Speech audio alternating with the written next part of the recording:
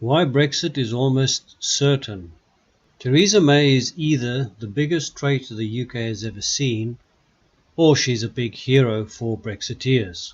The question being, did she deliberately set up the European agreement knowing that will be rejected by Parliament, and that way forcing the UK into a no-deal hard Brexit?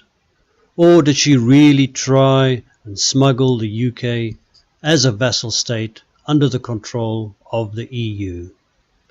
It's a question we will probably never have answered. Theresa May has been playing a game of poker with Brexit, and one wonders why she even bothered. She had a very strong hand. There was no need to bluff. The question is, what is she bluffing? What is the ante? What has she put on? Is she hoping to destroy the UK or leave with a hard Brexit? At today's meeting in Europe with the European leaders, after Theresa May has sent them a letter asking for a short extension to Brexit in order for Parliament to get it organised, the European leaders seem to have agreed that they would give a nod to a short extension, but on the condition that their agreement is implemented lock, stock and barrel. And they know why they want it implemented lock, stock and barrel, because it will leave the UK without any powers. It will leave the UK as a vassal state of the EU. And it seems that Parliament knows this, based on the fact that Theresa May's agreement has been rejected twice. It is fairly clear that MPs are well aware that Theresa May's agreement with the EU is complete and total submission, even though she repeats as often as she can that we will leave the jurisdiction of the European Court, we will leave the freedom of movement, and we will leave the customs union. But she says it so often that it's almost as if she's trying to convince herself, because looking at the small print, that is not the case. So if she gets a small extension from the EU and it is subject to the Parliament, UK Parliament approving it, lock, stock and barrel, approving the agreement and accepting the agreement, and the extension is merely to implement the said agreement, it's almost certain that the Parliament will not approve it, because they've already turned it down twice, meaning that they can see it for what it is. Which then brings us up to Friday next week, which is Brexit Day, and it will then leave us with the World Trade Organization, WTO, hard Brexit, which is what we want. Yes, the globalists are going to kick and scream, and the unionists and EU unionists and the imperialists who want to be part of a bigger European state are going to be very upset about it. But the truth of the matter is that the UK will be better off on its own as an independent sovereign state, able to make its own trade deals. And the very, very first benefit will be a massive trade deal with the United States of America, which, let's face it, they've got more connections and more history.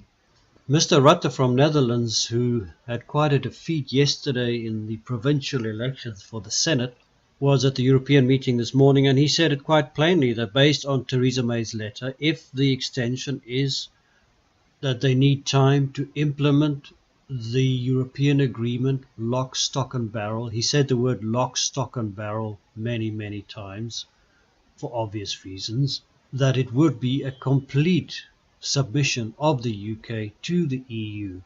And some of the leader of Luxembourg was there as well, and he said the same thing. They've obviously had telephone conversations, and they're all in agreement that this is their opportunity to hijack the UK, and that is what they see it as. But clearly I don't think it's going to work. Over and above that, we shall see, because it is more than likely that either Orban or Salvini is going to veto any extension, and these agreements need to be unanimous. So at this stage we can look forward to a no-deal WTO Brexit next week Friday. Yes, it's going to be a big shot, and yes, the globalists, imperialists, world supremacists are going to scream and shout. The establishment media is going to turn it into World War II, D-Day, doomsday scenario. But no, the sky will not fall on our head. Life will go on, and probably even get much better, as the UK will then almost immediately be able to start signing up trade deals all over the world with nations far bigger than the European Union itself. But what is more important is that other European nations that are interested or might consider wanting to leave the European Union will see that it can actually be done and it can actually happen. And after a while, when they see the UK flourishing, they themselves will then start thinking, hey, maybe this is possible, and hey, maybe this is for the better. Certainly Italy is going to be one of those. Smaller countries like Ireland and Greece, obviously they do not have the capacity to be able to leave the European Union on their own accord. The only way countries like Ireland and Portugal, etc., is ever going to leave, because they've also got massive debts. The only way they're ever going to leave is if the EU crashes. So it is up to the big nations like the UK, France, Italy, Germany, Holland even, to leave the EU, to make it crash, or alternatively that a big reformist party or group comes in and completely recreates and reinvents the EU into a proper group of European nations cooperating with their neighbours. It has now been 3 years since the Brexit referendum, and that's been more than enough time, despite what the negotiations have been doing or saying, for any businesses to make arrangements to mitigate any potential problems that they might have from Brexit. The point is, if they are having serious problems from Brexit, they have to ask themselves, then were they really independent? Why are they so dependent institutionally, structurally on the European Union? And is that a good thing? Clearly, it's not a good thing, because you're then under the control of the European Union.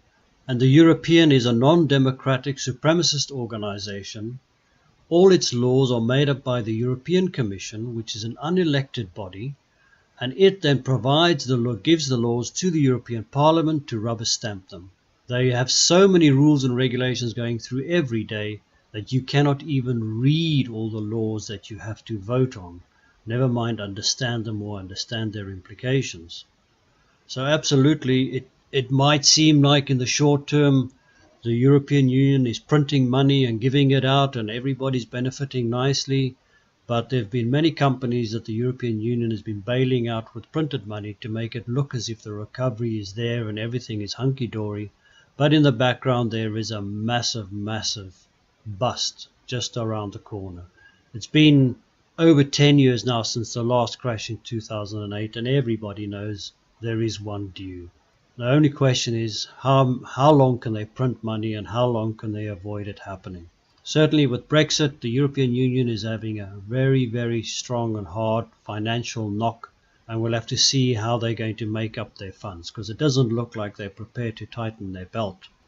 They seem to be a very much carry-on regardless organization, that no matter what anybody says, no matter how much pushback there's been, especially with immigration, they will carry on with enforcing immigration. It is certainly their prime directive, freedom of movement, bringing in as many Africans and third worlders as possible, as fast as possible, even if it means paying them, bribing them, grooming them, flying them in themselves. The European Union has not shown one single iota of interest in moderating this policy of theirs. Likewise, when it comes to creating laws and taking over powers, as we've seen with Guy Verhofstadt in the European Parliament, shouting that the European nations must give up their sovereignty, and the sooner the better. We've seen Michael Martin from the Irish Parliament saying that sovereignty is a backward idea. So there's absolutely no moderation, no pause, no stopping the current European Union leaders. It either has to crash or be completely recreated. The next few weeks and months are certainly going to be very interesting times with the European elections coming up. We shall see who gets in, who doesn't.